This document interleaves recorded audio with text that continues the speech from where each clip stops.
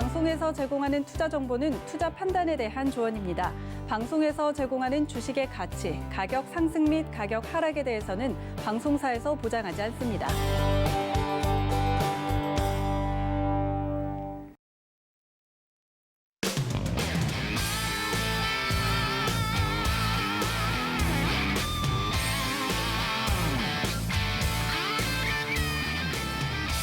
안녕하세요. 해외 선물 넘버원 진행의 이수연입니다.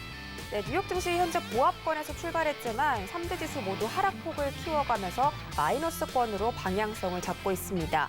특히 신고가를 경신했던 나스닥은 현재 본장 기준으로 0.3% 하락해서 14,095포인트 지나가는 상태입니다.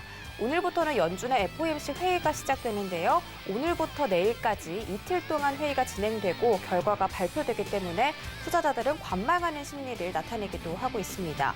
그런데 이 회의를 앞두고 캐나다에서는 유동성을 멈추는 이 테이퍼링을 결정했는데요. 지금 주요국 중에서 첫 번째로 채권 매입 축소를 시사하면서 들어갔기 때문에 지금 FOMC 회의에서 어떤 내용이 나올지 투자자들이 더욱더 집중하고 있는 그런 상태입니다.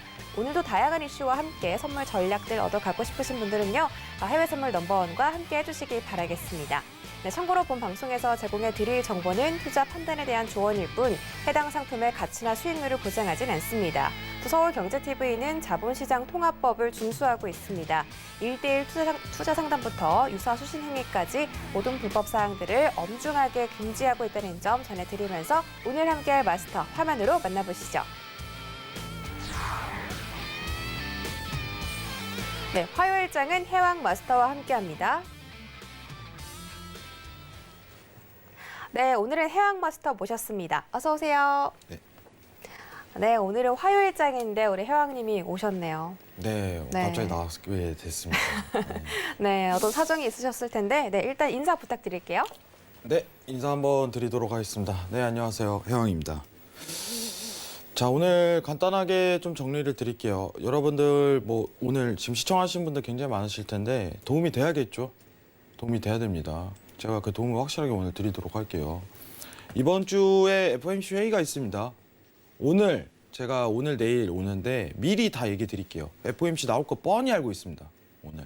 오늘 해외 선물 넘버원을 통해서 어떤 전략이 나올지, 시장에 어떤 변화를 일으킬지 그 가능성에 대해서 왜 이렇게 일으킬 것인가 정확하게 진단 한번 드리도록 하겠습니다. 네. 한 시간 동안 잘 부탁드리겠습니다.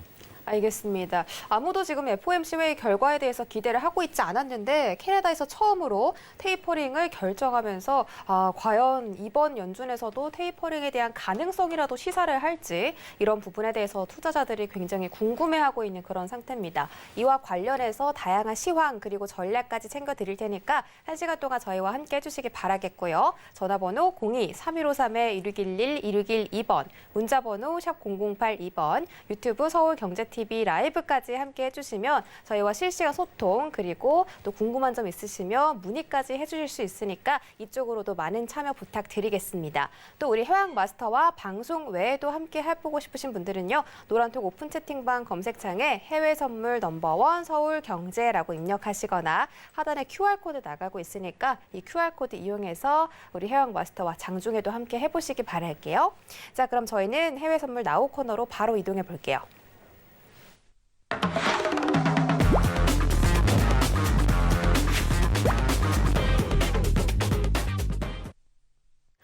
네, 저희 오늘도 첫 번째로 나스닥 상품부터 알아보도록 하겠습니다.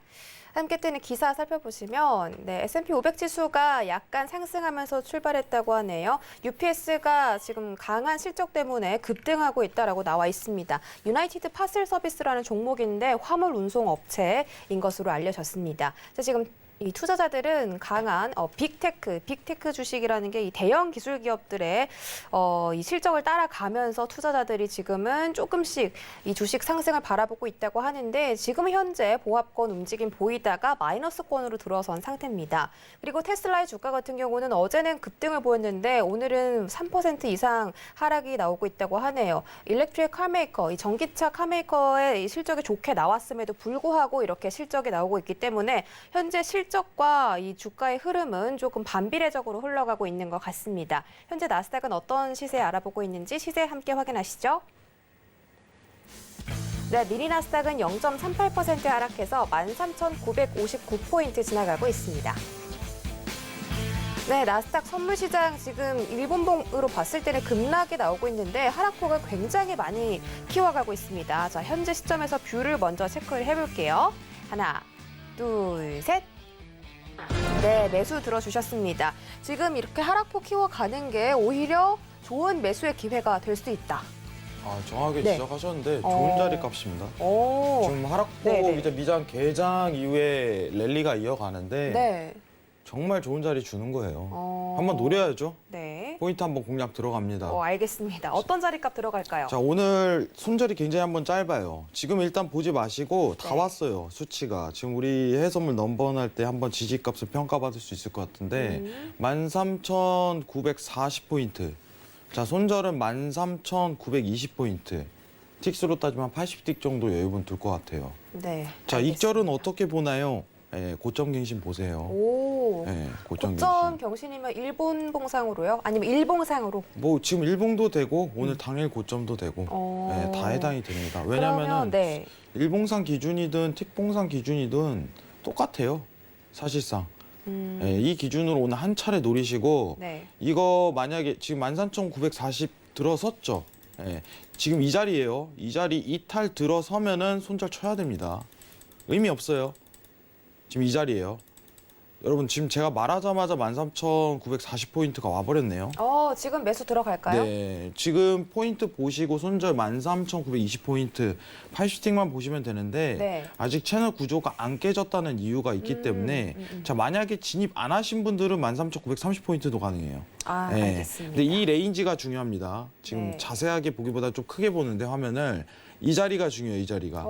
이 자리가 중요해요. 지금 계약수가 늘어나면서 일본봉으로 음봉이 좀 나오고 있거든요. 네. 장대로. 이게 이탈이 드러나면 오늘 매매 스탑이에요. 정확하게 얘기할게요. 그럼 그 다음 분봉이 좀 중요하겠네요. 네, 그 다음에 만약에 차트를 본다면은 네.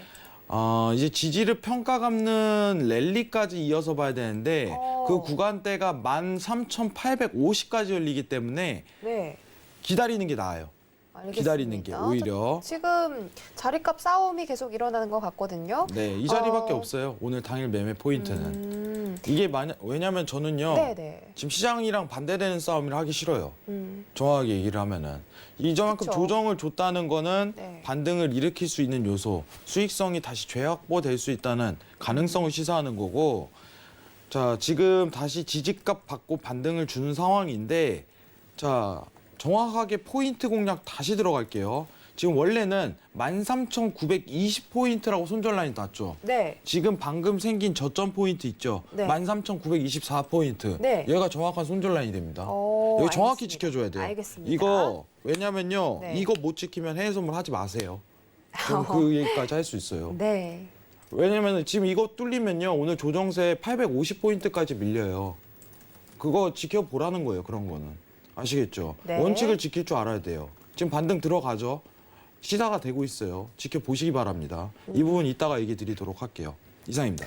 알겠습니다. 자, 일단 오늘의 자리값을 13,940포인트 주셨고 만약에 이 40포인트 놓치신 분들은 13,930포인트 바라봐도 좋을 것 같다. 그리고 일본봉으로 봤을 때 딱 11시 1분에 13,924포인트 찍고 지금 다시 반등을 해주는 상태거든요. 그렇기 때문에 이 자리값을 지지값으로 확인을 하시고 손절 라인을 13,924로 두셔야 한다. 이 부분은 꼭 지키셔야 한다라고 강조를 해드렸으니까 제가 다시 한번 이렇게 챙겨드리는 거고 자, 지금 일본봉으로 13,924 찍고 13,950까지 다시 회복을 해줬어요.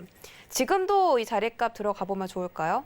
네. 아니 아까 근데 제가 계속 얘기를 했는데 지금 들어가라고 40에서 얘기를 그러니까요. 했는데 지금 또 들어가라고 하면은 이게 제일 힘들어요. 놓친 거네요. 네, 그럼? 놓친 거예요. 사실 놓친 거예요. 음. 놓친 건데 이 순간적으로 지지에 대한 평가 받는 거 체크하고 그때 들이대야 돼요. 시간 근데, 지나면 의미가 없어요. 우리 해왕 마스터께서 딱 이때 들어가세요 했는데 정말 딱 그때 들어갔다가 네. 지지값 딱 확인하고 다시 올라오는 게 참 신기하거든요. 근데 여기는 일단 네. 1차 지지인데 이게 지지는 한번 받아요. 지금 차트 네. 한번 다시 볼게요. 네. 지지는 1차적으로 받아요. 이 구조가 여기서 지지받는 구조인데 네. 이게 밀리냐 안 밀리냐 여기서 싸움을 일으켜요. 네. 이제는. 근데 이게 만약에 어떤 평가에 대한 저항력을 이탈이 들어가게 된다면은 이게 고점갱신 그냥 가는 겁니다. 고점갱신 그냥 들어서는 거예요. 왜냐 여기서 재반등 구조 들어가니까. 네. 근데 제가 왜 이 자리를 공략하라고 했냐? 네. 가장 손실이 적은 구간을 집중적으로 매수를 봐야 된다 이거예요. 역시 우리 해양마스터 또 손익비 중요하게 여기시잖아요. 근데 진짜 중요해요, 네. 그거는. 계좌가요, 여러분들 손실 비중이요 늦게 들어가고 버티시는 분들이 많아요. 주식도 똑같아요.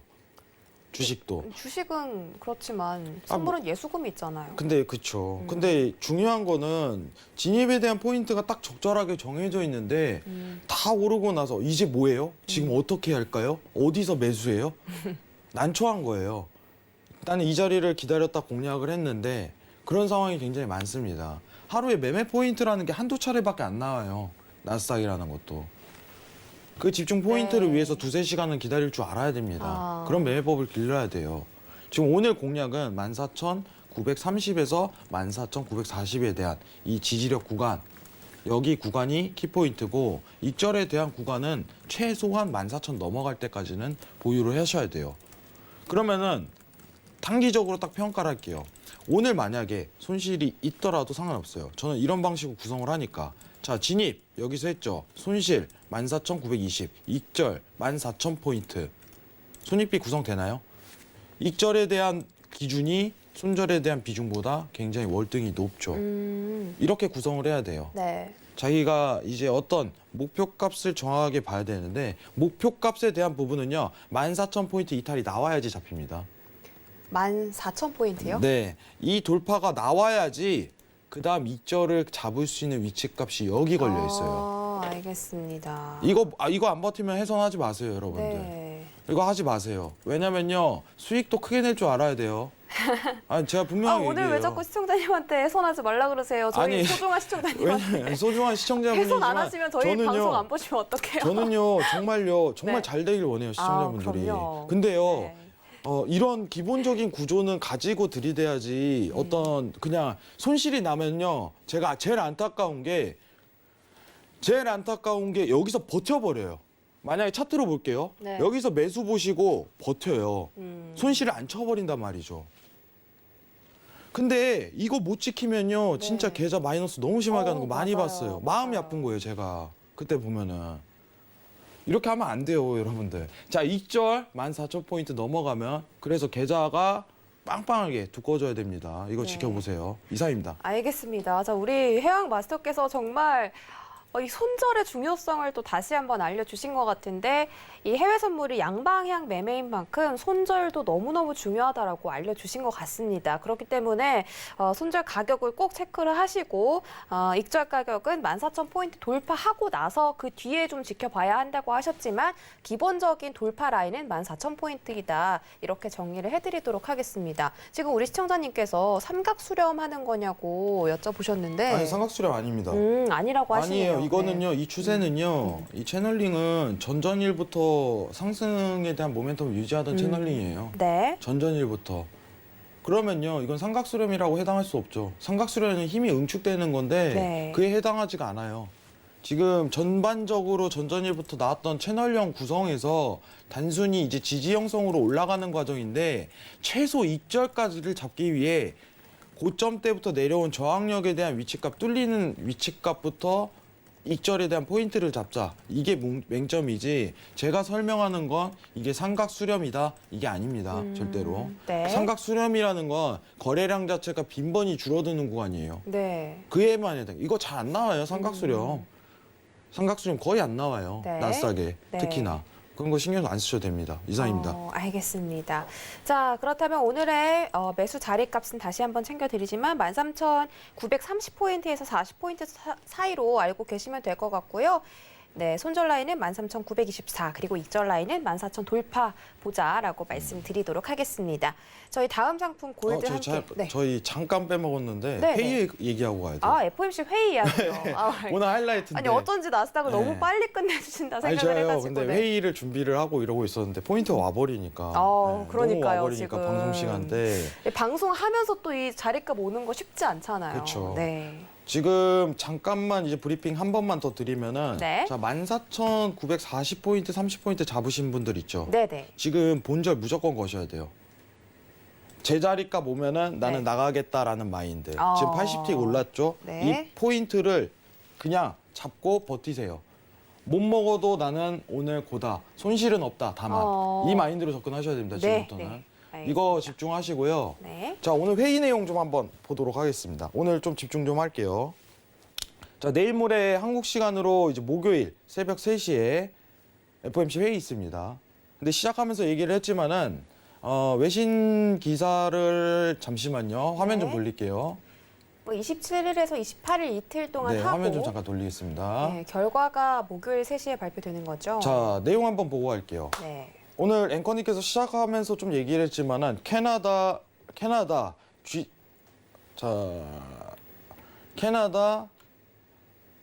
네, 주요 국가 중 네. 처음으로 캐나다 G7 중 처음으로 테이퍼링 돌입, 미 긴축 빨라지나라는 내용이 시장에서 좀 나왔었어요. 네. 자, 결말만 얘기하도록 하겠습니다. 결말만. 절대 안 합니다. 절대 안 해요. 할 수가 없다. 제가 왜 그런지 알려드리겠습니다. 지금부터. 왜 그런지. 자, 여러분들. 해외선물 넘버원을 많이 시청하신 분들은 기억을 하실 거예요. 파월이 지난달 FOMC 회의 전문에서 나왔던 내용이 뭐였을까요? 앵커님 기억하시나요? 네. 제일 중요한 내용이. 어떤 내용이요? FOMC 회의에서 3월 FOMC 회의에서 제일 중요하게 다뤘던 파월의 중요하게 멘트. 다뤘던 얘기 많았죠. 너무 많았죠. 너무 많죠. 저를 또 시험하시는데. 네, 오늘 좀 시험 좀 그때 해야겠네요. 자선매입 축소 이야기를 안 했잖아요. 아, 당연히 안 했죠. 네. 할 수가 없는 상황이었으니까. 네. 근데 중요한 멘트를 하나 던졌어요. 어떤 멘트였죠? 힌트가 물가, 물가, 두 번째가 고용. 고용. 물가와 고용이 완전 고용이 된다면 그때부터 자산매입 축소 시작하겠다. 네. 네. 자, 맞췄나요? 거의 다 나왔습니다. 자, 정확하게 네. 얘기할게요. 네. 물가는 중요하지 않아. 이거예요. 우리한테 지금 물가는 중요하지 않습니다. 네. 인플레이션 상승률에 대한 그거는 중요하지 않아. 내가 보고 있는 건 고용 수치야. 이 그쵸. 고용 수치가 객관성이 드러났을 때 나는 그때 어떤 상징을 내보낼 자신이 있어. 네. 다만 지금은 아니야. 그쵸. 라고 3월 FOMC에 나왔어요. 네. 기억하시죠? 네, 이게 네. 정확한 멘트입니다. 음. 자, 그리고 나서 4월 들어서 지표 발표가 있었어요. 뭐가 있었죠? 고용 지표, ADP 비농업 부문 고용 그죠. 지표가 있었죠. 너무 좋게 나왔잖아요. 비농업 고용 지표가 있었습니다. 네. 자, 고용 지표가 딱 발표되고 나온 내용은 뭐였냐면은 네. 자, 지금 한번 비농업 고용 지수를 한번 같이 체크를 해보도록 할게요. 네. 이번 달 초에 나왔던 내용입니다. 자, 이 자리에요. 비농업 고용 지수 매달 첫째 주 금요일 날 발표 이어지죠. 이거는 매달 이어집니다. 자, 여기 비농업 고용 지수 있어요. 비농업 고용 지수가 뭐예요, 회장님? 논팜이라고 하는데 미국은 서비스 국가이기 때문에 농업을 제외한 산업 전반에 대한 고용 수치입니다. 그러면 이 지표가 한 달 동안 미국의 고용 지표다, 고용 수치 값이다 라고서 판단하시면 돼요. 자, 여기 보시면은 K라고 써 있는데 1K는 1000명을 뜻해요. 원래 예측치가 64만 명 정도 예상했는데 실제치가 91만 명이 나와버렸네. 엄청난 고용 회복을 이루었어요. 자, 이거 나오고 나서 이제 파월이 4월 9일에 인터뷰를 합니다. 그게 키포인트예요. 그게 키포인트입니다. 자, 3월에 분명히 뭐라고 했죠? FOMC 고용 수치 회복을 보는 걸 보고 나는 부양책에 대해서 판단을 할 거지 지금은 아직 아니야. 난 객관성 있는 자료를 원해. 객관성 있게 나왔네. 그러니까 회의 전에 파월이 시장 달래기에 나섰지. 자, 고용 수치는 높게 나오고 시장 전반적으로 야, 고용 진짜 좋게 나왔어. 그러면은 너 출구 전략 모색할 거야? 테이퍼링 할 거야? 쉽게 얘기하면 돈 이제 그만 풀 거야? 라고 시장에서 어떤 가능성을 제시하니까 파월이 4월 9일에 갑작스럽게 연설을 하면서 이런 내용을 꺼냅니다. 자, 내용 한번 확인하고 갈게요. 자, 4월 9일 날 나왔던 내용입니다. 고용 수치 발표 뒤에 일주일 뒤에 정확하게 파월이 멘트를 날렸습니다.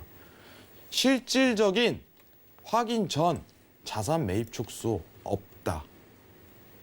자, 이 내용만 가지면 어렵습니다. 근데요, 하나의 단서를 달았어요. 자, 그게 뭐냐면은, 자, 연속적인 고용이란 표현을 했습니다. 이거 진짜 중요합니다, 여러분들. 이게 키포인트예요. 연속적인 고용. 자, 단편적으로 이번에는 굉장히 높게 고용 수치가 회복이 91만 명이 나왔는데 나는 단편적인 걸 원하지 않아. 지속적인 고용에 대한 회복을 보고 나서 판단할 예정이야. 라고서 이미 재료를 뿌린 상황이에요. 기억하셔야겠죠? 자, 회장님, 이게 영향이 뭐가 있을까요? FOMC 회의에? 네, 있습니다. 결말은 무슨 뜻이냐?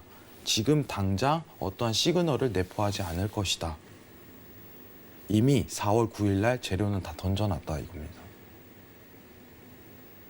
자, 그러면은 회의가 어떻게 보면 시장의 악재 조건에 해당이 되는지 아니면 긍정에 대한 효과를 일으키는지 판단 기준만 내세운다면 저는 긍정이라고 봅니다.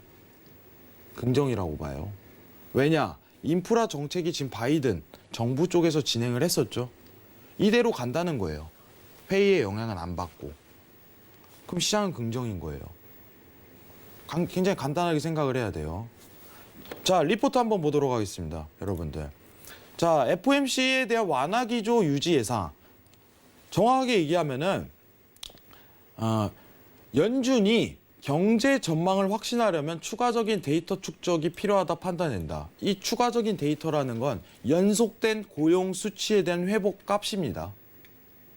왜냐? 그렇게 객관성을 드러낸 게 파월 입에서 나왔기 때문에 인플레이션은 중요하지 않다. 앞으로 비농업 고용 지수에 의해서 통화 정책 변화를 예측해야 된다라고서 판단하셔야 됩니다. 이게 키포인트예요. 자, 근데 연속된이란 표현을 했기 때문에 4월에 안 나오고 5월에 안 나올 가능성이 높다라고서 시장에서 예측하고 있어요. 근데 4월, 5월 지속적인 회복에 대한 국면이 들어간다면은 어떻게 될까? 6월에 있을 잭슨홀이 가장 이르면 어떤 언급은 한번 될 것이다. 라고서 시장이 지금은 바라보고 있습니다. 간단하게 이제 정리하도록 하겠습니다. 지금 증시가 오르는 효과는 뭐라고요? 바이든의 초거대 3조 달러 부양책입니다. 가족계획 포함해갖고 지금 이 영향만 받을 거라는 겁니다. 회의에 대한 내용이 반영되지 않기 때문에 오히려 악재는 없다. 긍정적인 호재를 작용할 가능성이 아직도 남아있다. 이렇게 평가하시는 게 좋아요. 굉장히 간단하게 정리했습니다. 4월 FOMC 회의, 지난 3월과 같은 기조 유지, 고용에 대한 재강조, 이 부분만 드러날 가능성이 높다. 이는 곧 시장에 큰 변화를 주지 않는다. 즉, 바이든의 최근 인프라 정책에 대한 호재성 발표의 영향력만 아직 살아있을 것이다. 라고서 평가하시는 게 좋습니다. 이해하실 거라고 생각합니다. 이상입니다. 네. 알겠습니다. 자, 지금 현재 시장은 바이든의 대규모 부양책 그리고 연준의 유동성으로 인해서 이 부양 받고 있는 것이고 잭슨홀 미팅이 6월 달에 있는데 처음으로 테이퍼링에 대해서 시사할 가능성이 높다라고 말씀해 주셨습니다. 그 전까지는 시장이 상방으로 향한다는 건 변함없는 사실이다라고 챙겨드리겠고 자, 지금 미니나스닥 차트 잠깐 보실 수 있을까요? 네. 최저 13,918포인트를 터치했는데 지금도 계속 이 하락폭을 좀 키우려는 그런 움직임이 드러나는 것 같아서 다시 한번 지금 자리값이 유효한지 여쭤보고 싶은데요. 자, 지금 우리가 원래는 14,030에서 40 사이에 대한 지지력의 이 매수 구간을 포착을 했었죠. 네. 그리고 13,960포인트까지 반등이 들어가고 제가 중간에 끊어서 얘기한 거는 60포인트 도달했다면은 이 구간은 이제 본절로 홀딩 구간이다. 만약에 눌리면은요. 이거 그냥 오늘 수익 없이 마감 처리해버려야 돼요. 자, 이렇게 되면 회장님 어떻게 봅니까? 이제 지지력에 대한 평가 구간이 없기 때문에 추가적인 매수에 대한 확보를 위해서는 14,900 돌파가 일어선 다음부터 봐야 된다. 네. 지금 그러면요. 이 채널 폭이 있죠. 이 채널 폭, 이 구간에서 매매하면 안 돼요. 관망입니다. 여기서부터. 지금 시장 전략 원래 14,930에서 40포인트로 갔죠. 네. 그러다가 본절로 갔잖아요. 네네. 예. 그러면은 여기서부터는 매매 스탑이 되는 거예요. 본절가로 다시 왔으니까.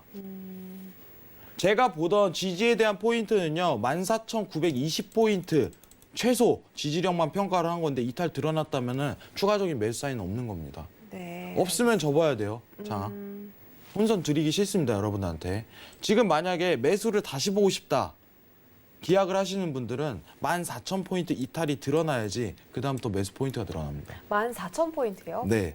어... 14,000포인트. 네네. 근데 만약에 극단적으로 이제 변곡에 대한 위치값을 한번 잡고 싶어요 라고서 지지를 내려드린다면은 볼 부분이 14,870포인트까지 눌려야 돼요. 지금 네. 상황에서. 이 부분이 가장 가능성이 높아요. 60분 봉상 위치에서. 이 부분만 기억하시면 될 것 같아요. 이상입니다. 알겠습니다. 네, 나스닥은 여기까지 한번 살펴보도록 하고요. 저희 다음 상품 골드 알아보도록 하겠습니다. 자, 함께 뜨는 기사 살펴보시면 골드가 연준의 미팅을 앞두고 스테디하게 움직이고 있다. 변함없이 움직이고 있다. 팔라듐은 지금 이 최고가 부근에서 계속 피크를 급등을 하고 있다. 신고가를 유지해주고 있다라는 모습인데요. 골드는 연준의 FOMC 회의 오늘 결과를 기다리면서 조금씩 움직이는 모양새고 그동안 팔라듐의 가격은 이 신고가를 경신을 했다. 여전히 공급에 대한 우려 때문에 팔라듐이 상승을 하고 있다라고 전해지는데요. 지금 0.8% 올라서 2,933.50달러 정도 지나가고 있습니다. 골드는 어떤 가격 보이고 있는지 화면으로 확인해 보시죠.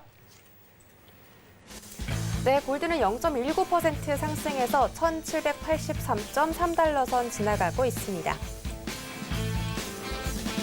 네, 골드 여전히 지금 상승을 유지해주고 있는데 그래도 하방 추세를 보는 분들이 많기 때문에 골드표 제대로 체크해보도록 하겠습니다. 하나, 둘, 셋. 네, 골드는 역시나 매도였습니다. 골드 매도 자리 값을 어느 시점에서 들어가 보면 좋을까요? 오늘 등락이 너무 심하네요. 네, 한번 제가 저번에 봤던 자리가 이제 1,795포인트였는데 네. 지금 좀 눌린 값 있는 다음에 이제 조정이 좀 드러나죠. 지금 한 번 더 자리값 드러나면은 1,788포인트 매도. 알겠습니다. 네, 이 자리 올 때까지 좀 기다리시는 게 좋을 것 같아요. 네. 여기 매도가 가장 적절해요. 알겠습니다. 손절은 1,790포인트 네. 이렇게 보시는 게 좋습니다. 손절 라인이 짧네요. 일단 1,788달러에서 매도 진입 가능하다라고 봐주셨고 1,790 손절 잡아주셨습니다. 1분 복으로 봤을 때 골드가 상승을 하려는 듯 하더니 힘이 그렇게 많이 있지는 않은 것 같아요. 아, 제가 지금 이제 좀 재밌는 얘기를 하자면은 네. 골드가 당분간 좀 재미없을 가능성이 높겠어요. 왜 그러냐면은 네.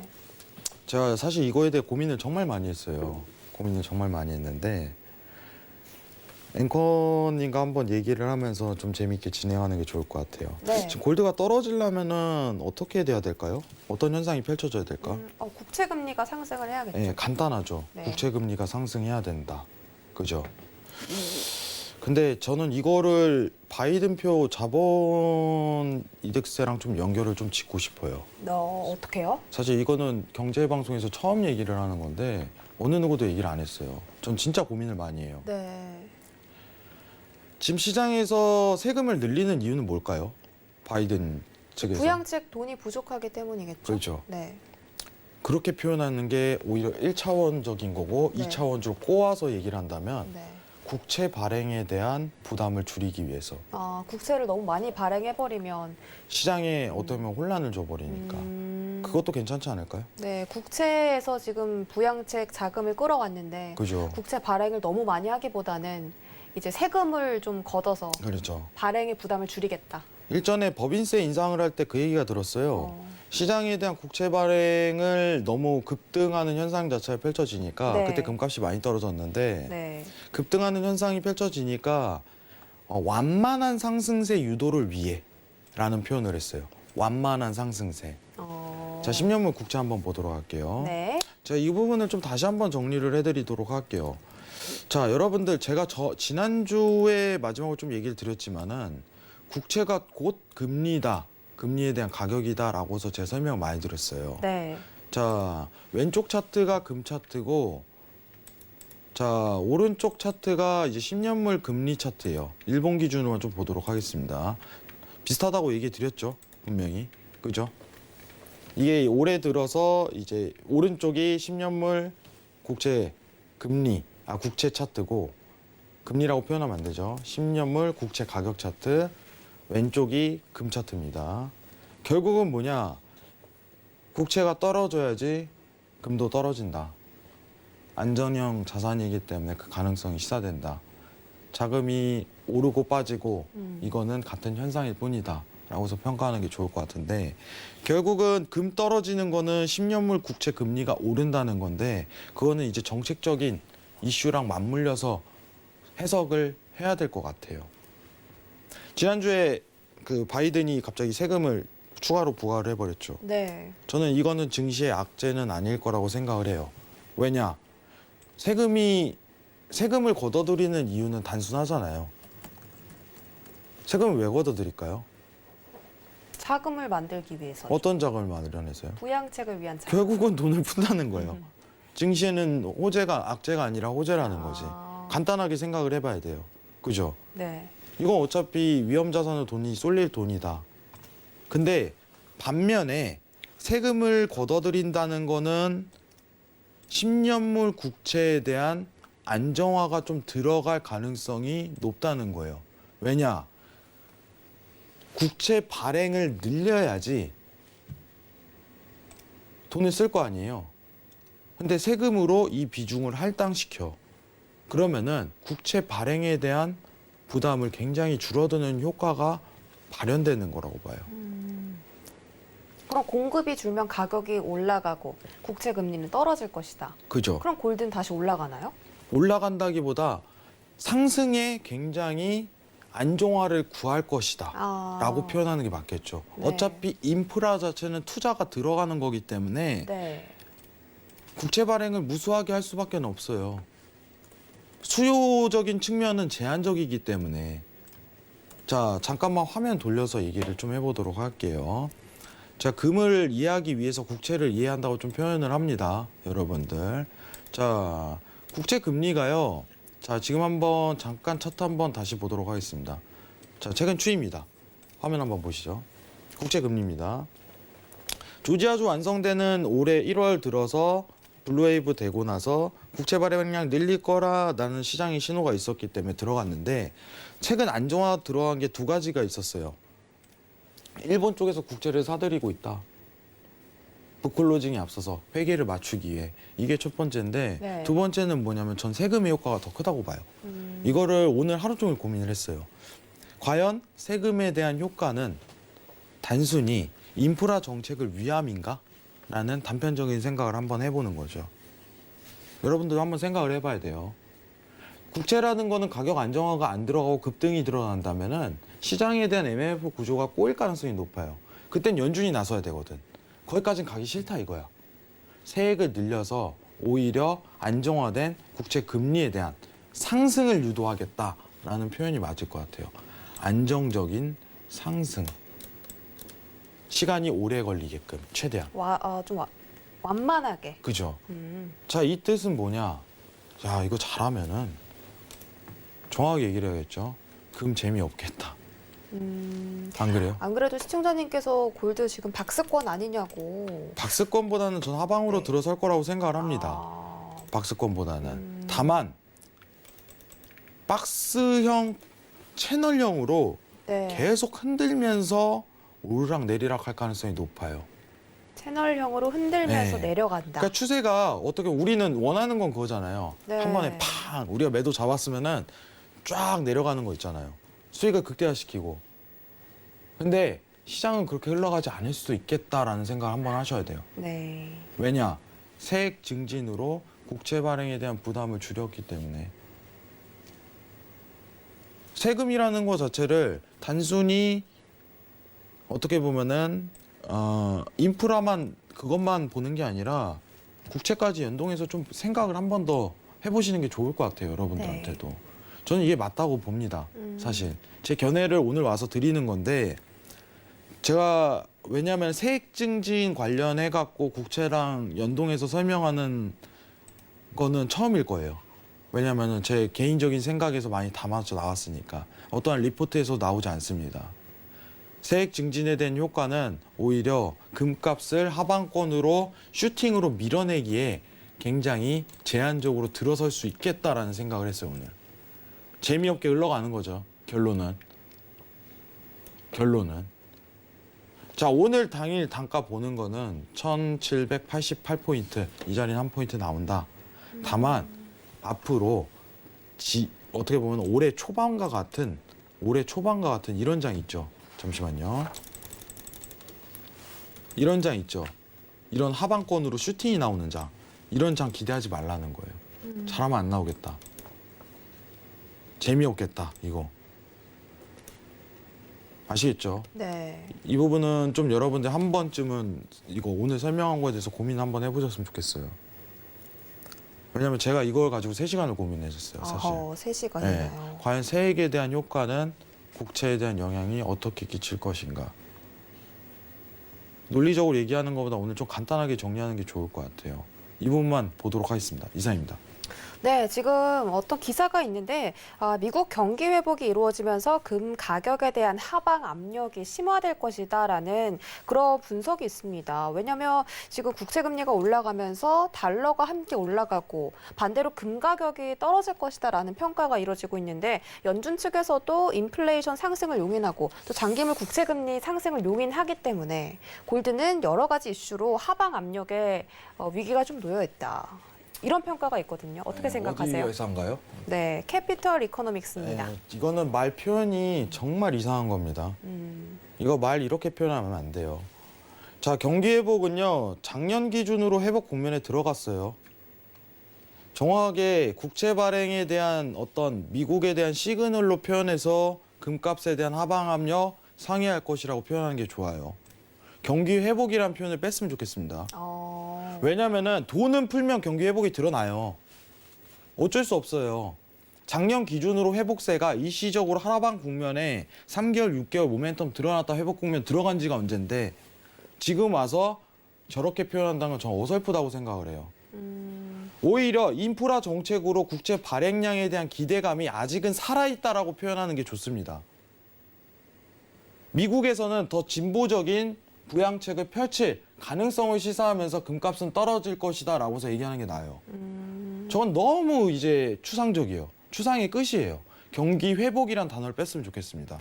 그럼 제 개인적인 이 견해입니다. 연준이 인플레 상승 그리고 장기물 금리 상승을 용인하고 있기 때문에 금리 상승 때문에 금이 떨어질 것이다. 이런 뷰는 어떻게 보세요? 너무 당연한 소리라 얘기할 그게 없다고 봅니다. 그쵸, 네, 당연한 너무 소리겠죠. 당연한 소리라 얘기할 건덕지가 없습니다. 그럼 그거는. 그냥 현상을 그냥 나타낸 것뿐이네요. 이 평가 자체가. 그죠. 그냥 지금 드러난 것만 말한 것뿐이에요. 상해 지금 뭐라고 표현해? 제 눈이 좀 안 좋아갖고 하방 압력 심화될 것. 네. 표현이 이상해요. 앞에 경기 회복 뺐으면 좋겠어요. 금 가격은 어차피 하방 압력을 받을 이유가 너무나 많다. 네. 근데 이제 정확하게 국채를 가지고 얘기를 평가를 해야 되는데 네. 근데 인프라 정책에 대한 계획 발표가 있은 뒤에 오히려 이제 세액 증진 동시에 발표해 버리니까 국채 발행에 대한 부담이 줄어드는 현상이 펼쳐지는 것 같아요. 지금 현상은. 제가 기사 써도 괜찮을 것 같은데 외신을. 네. 워낙에 뭐 이런 이슈에 대해서는 평론가들과 전문가들의 의견이 분분하기 때문에 네, 저는 왜냐면 제가 뉴스를 생각보다 많이 봐요. 제가 원래 이제 오전에 일어나서 리포트 점검하고 뉴스를 한 3시간씩 보는데 네. 가끔 이상한 뉴스가 많아요. 네. 저는 좀 알겠습니다. 기사는 아니라고 봅니다. 저는 좀 제대로 전달했으면 좋겠어요. 이상입니다. 알겠습니다. 저 국채 발행량과 연관 지어서 골드를 생각해 보시면 좋을 것 같고 우리 시청자님께서 굉장히 좀 궁금하다고 요청을 해주신 부분이 있는데요. 구리 가격이 계속 오르고 있어서 언제까지 오를지 궁금합니다라고 전해주셨거든요. 네, 구리도 한번 잠깐 체크를 해주시면 좋을 것 같아요. 네, 여러분들 구리랑 은을 같이 한번 보죠. 은을. 알겠습니다. 네. 자, 회복 국면이기 때문에 매수세로 올라간다라고 평가를 하시는 게 좋고요. 자, 여러분들 구리 차트가 미증시보다 더 무서워요. 그죠? 보셨을 거예요. 이 조정을 거의 안 받고 지금 몇백 프로가 오른 거죠, 거의? 네. 근데 네. 이게 왜 그러냐면요. 이게 실물에 대한 경기 회복이라고 보시면 돼요. 이게 지표라고 보셔도 돼요. 실물 경기 지표. 실물 경기 지표, 그렇죠? 돈 푸는 거 멈출 때까지 올라갑니다. 정확히 그렇게 하는 게 나아요. 그럼 무슨 뜻이냐? 올해 만약에 긴축 전략 꺼내지 않는다면 그때까지 올라갈 것이다. 라고 평가하는 게 낫겠죠. 왜냐하면 그럼, 차트만 네. 본다면은 네. 자 코로나 발생이 있은 뒤에 부양 정책 꺼내자마자 상승 랠리 기반 돌입하죠. 그죠? 시장적으로 단편적으로 보게 된다면 시장에 돈 푸는 거를 멈출 때까지 그 구리값은 오를 것이다. 실물 경기를 그만큼 돈을 넣어서 지탱하는 거기 때문에 네. 이렇게 표현하는 게 좋을 것 같아요. 자, 구리 볼 때 구리를 가장 많이 수요하는 국가가 어딜까요? 구리요? 네. 중국이요? 중국이죠. 그래서 중국 원래 제조업 지수를 한 달에 한 번씩 나올 때 평가를 굉장히 많이 하는데 지금은 부양에 대한 시기이기 때문에 그것만 보는 게 좋아요. 결국은 뭐냐? 미국 중앙은행에서 부양책을 그만할 때까지 오를 것이다 라고 해서 단편적으로 생각하는 게 편합니다. 계속 오를 거예요. 이 부분만 염두에 두시면 됩니다. 네. 이상입니다. 알겠습니다. 자, 구리 가격 지금 계속 치솟고 있는데 유동성 멈출 때까지 이렇게 올라갈 것이다 라고 말씀해 주셨으니까 6월에 잭슨홀 미팅에서 자산 매입 축소 언급이 있는지를 체크를 해보시면 좋겠네요. 자, 여기까지 귀금속 마무리해 보도록 하고 저희 다음 상품은 오일 알아보도록 하겠습니다. 함께 뜨는 기사 살펴보시면 네, 오일 가격이 66달러까지 올랐다. 오펙이 계속 이 정책을 고수하면서 66달러까지 올라갔다고 했는데 이 정책이란 이 증산을 하겠다라는 그런 정책이고 인디아에서 수요 우려가 있음에도 불구하고 오펙 플러스가 이런 입장을 고수하고 있다. 여기서 나오는 유가는 크루드 오일이 아니라 브렌트유 가격입니다. 브렌트유 가격이 0.78% 상승하면서 66.16달러까지 올라왔다고 하고요. 자, 현재 크루드 오일은 어떤 가격 보이고 있는지 화면으로 확인해 보시죠. 네, 크루드 오일 가격은 0.8% 올라왔습니다. 62.41달러 선 지나가고 있습니다. 네, 크루드 오일 뷰 체크해 볼게요. 하나, 둘, 셋. 네, 오일은 매수 들어주셨습니다. 오일은 최근 계속 매수를 들어주시는데요. 오늘은 어떤 자리값 들어가 보면 좋을까요? 네, 일단은 지금 차트상 얘기만 먼저 드리도록 할게요. 네. 지금 매수 보시고 손절 62.20 이렇게 보시는 게 좋을 것 같아요. 손절 62.20. 20틱 정도밖에 안 되네요. 20틱 정도. 이 정도만 평가하면 좋을 것 같습니다.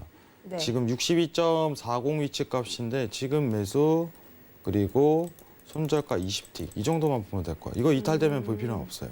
알겠습니다. 네. 네, 자, 오늘 자리값은요, 지금 자리값이라고 합니다. 62.40에서 매수 진입 가능하고 손절 라인은 20틱 이하인 62.20달러 잡아주셨는데요. 62.40인데 지금 37까지 내려왔잖아요. 네네. 네, 어떤 이유 때문에 지금 자리값 들어가도 좋다라고 말씀해 주셨을까요? 조금 크게 한번 볼게요. 크게. 네. 제가 이거 시황 없어요. 사실 어. 시황 없어요. 제가요 중요하면 중요하다고 얘기를 하는데 네. 사실 오펙 관련해서 영향 요소도 없고 최근 이 부분이죠. 이때 삼각 수렴이 좀 나왔죠. 아까 질문하셨는데 네. 힘의 응축이 들어가다 이제 터지는 시기가 발생을 했는데 네. 이게 헤드앤숄더로 지금 작용하는 현상이 좀 들어섰어요. 이 자리가. 그럼 간단하게 차트 상황만 보시면은 밀렸다, 지지받았다, 올린다 이런 구조로 봐야겠죠. 그렇죠. 60분 봉입니다.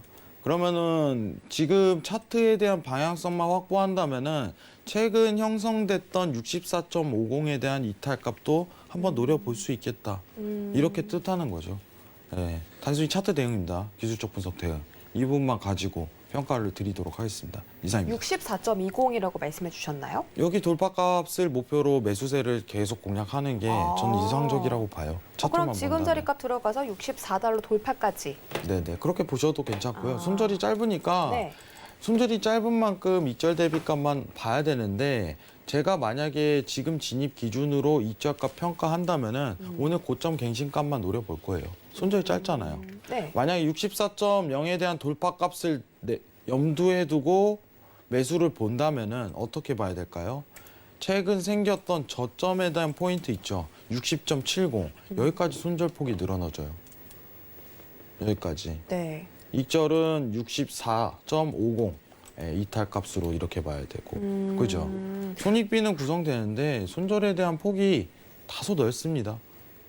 다소 넓기 때문에 이거는 좀 비추천드리고 오늘 네. T차트 구조에서 오늘 당일 고점 갱신값만 목표 잡고 가는 게 좋을 것 같아요. 이상입니다. 네, 좀 크게 보신다면 60달러 선에서 지지를 확인하시고 돌파는 64.50달러 정도를 보시면 된다고 말씀해 주셨습니다.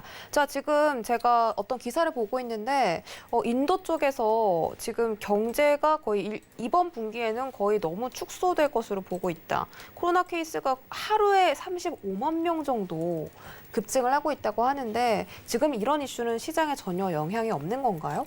네, 없을 거라고 봅니다.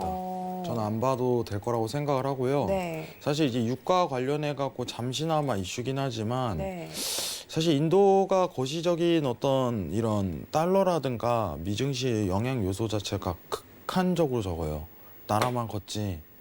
네, 극한적으로 저는 적다고 그래도 평가해요. 뭐 원유 수요도 굉장히 크고 여러 아니, 가지 그렇게 측면에서 실질적으로 그렇게 많은 양을 차지하지는 않습니다. 그렇기 때문에 네. 사실 이슈는 이슈예요. 왜냐하면은 너무 말도 안 되는 수치로 코로나에 대한 확진자가 늘었기 때문에 네. 그쵸. 문제긴 하죠. 문제긴 한데 저는 시장에 대한 영향력은 크게 미치지 않을 거라고 생각을 하기 때문에 오히려 네. 안 보셔도 괜찮을 것 같아요. 시장 영향력은 뭐 미정부와 그리고 유럽 중앙은행의 통화 정책 뭐 이 정도가 될 수 있겠네요. 네. 알겠습니다. 지금 남은 시간 동안 짧게 유로 FX를 함께 체크해 보면 좋을 텐데요. 자, 함께 뜨는 기사 정말 짧게 살펴보도록 하겠습니다. 자, 달러도 역시나 마찬가지로 수주째 최저치를 겪고 있고 지금 연준의 FOMC 회의를 주시하고 있는 것 같습니다. 자, 지금 달러는 이렇게 상황이 흘러가고 있는데 유로 FX는 어떤 시세 보이고 있는지 확인해 보시죠. 네, 유로 FX는 오랜만에 약보합권 움직임 보이고 있습니다. 1.20990 달러선 지나가고 있네요. 네, 뷰 빠르게 체크해 볼게요. 하나, 둘, 셋. 네, 관망 들어주셨습니다. 아유, 관망 들어주시면 어떡해요, 지금. 할 수도 있죠. 아, 알겠습니다. 네. 자, 그럼 관망 들어주신 이유 좀 말씀 여쭤봐도 될까요? 간단하게 볼게요. 회의 전입니다. 네. 자, FOMC 지난 회의 때 전. 한번 점검을 한번 해보도록 할게요. 지난 회의 때 여러분 달러가 강세가 나왔어요. 강세가 나왔습니다. 이 부분 좀 집중 있게 봐야 되는데 네.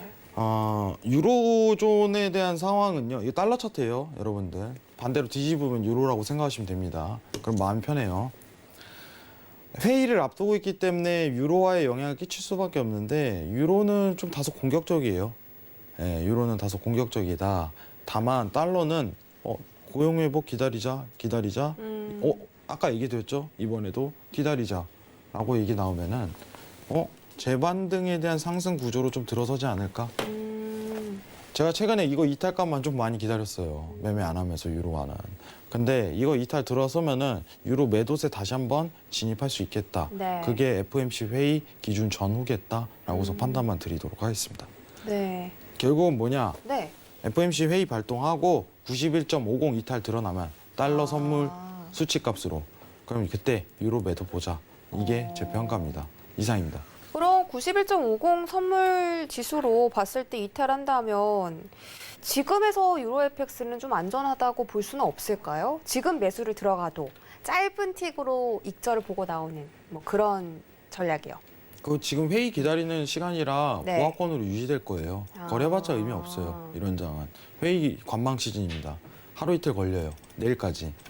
이거는 거래할 의미 자체가 없어지는 시장입니다. 지금 하지 마세요, 유로는. 이상입니다. 알겠습니다. 유로 FX는 지금 트레이딩을 권하지 않으셨고 FOMC 회의가 이틀 동안 열리기 때문에 그동안에는 아무래도 횡보할 가능성이 높다라고 정리를 해드리도록 하겠습니다. 자, 저희가 시간이 아주 짧게 남았는데 정말 짧게 나스닥 지금 13,928포인트까지 내려왔어요. 네, 지금 하락폭을 키워가고 있는데 오늘 어떻게 끝날 것 같으세요, 나스닥이? 오늘 이제 제한적인 지지에 대한 내림막만 주고 나서 다시 재반등 들어갈 것 같아요. 오, 알겠습니다. 간단하게. 근데 아까 오늘, 포인트 네. 이탈 나왔으니까 네. 여기서부터 그냥 관망이에요. 어, 이거 보지 마시라고 얘기 드리는 데는 정확한 이유가 있습니다. 네. 다시 60선에 대한 13,960선에선 회복이 들어갔지만 네. 매수가 아니라는 거예요. 결국 이탈이 드러났기 때문에 채널이 하방권으로 들어설 가능성이 염두했는데 이때 제일 문제가 뭐냐? 시황이랑 안 맞다는 거예요. 이때 리스크가 크다는 거예요. 재반등 구조 나오면 그때부터 다시 네. 한번 봅시다. 이상입니다. 알겠습니다. 나스닥까지 다시 한번 정리를 해드렸는데 지금 하락 추세에 놓였지만 이렇게 조정받고 다시 재반등이 나올 가능성이 높다고 한 만큼 오늘 좋은 매수 기회가 될 수 있으나 손익비 구성을 생각해서 오늘 놓친 자리값은 조금 더 지켜보자라는 전략으로 정리해드리도록 하겠습니다. 오늘 해양마스터와 어떻게 함께하나요? 라고 문의해주신 분들이 많으신데요. 노란톡 오픈 채팅방 검색창 활짝 열어두시고 해외 선물 넘버원 서울경제라고 입력하고 들어오시거나 이 검색 방법이 너무 어려우시면 지금 하단에 QR코드 나가고 있습니다. 이 QR코드 이용을 해서 우리 해왕마스터와 장중에도 함께 해보시기 바랄게요. 오늘 고생해주신 해왕마스터 보내드리도록 하겠습니다. 고맙습니다.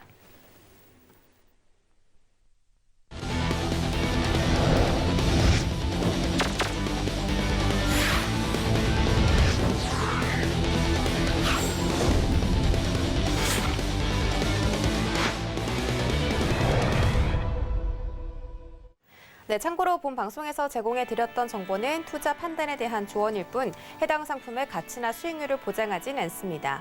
또 서울경제TV는 자본시장 통합법을 준수하고 있습니다. 1:1 투자 상담부터 유사 수신 행위까지 모든 불법 사항들을 엄중하게 금지하고 있다는 점 다시 한번 전해드리면서 저희는 내일 더 알찬 내용으로 돌아오도록 하겠습니다. 시청해주신 여러분 고맙습니다.